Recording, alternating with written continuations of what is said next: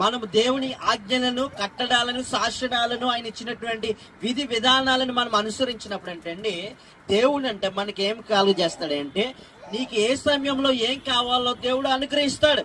చూడండి, ఒకసారి ఏమంటారంటే, ఏంటోనండి నా టైం బాగాలేదంటారు, లేకపోతే నా రాత బాగాలేదంటారు. రాత లేకపోతే టైము వాటితో సంబంధం లేదు, కానీ దేవుడు నీ చేతులనే పెట్టాడు నీ భవిష్యత్. జీవ మరణాలు ఎవరి స్వాధీనమై ఉన్నాయి? మన నాలుగు స్వాధీనమే. అంటే మన నాలుగుని మనం ఏం చేయాలి?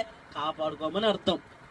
నీవు దీవించబడాలన్నా, ఆశీర్వదించబడాలన్నా, వర్ధిల్లాలన్నా, నీవు అనుకున్న సమయంలో నీ యొక్క పనులు, విధులు, విధానాలన్నీ జరగాలంటే ఏం చేయాలంటే దేవుని ఆజ్ఞల ప్రకారంగా, కట్టడాల ప్రకారంగా, శాసనాల ప్రకారంగా నడిపించబడాలి.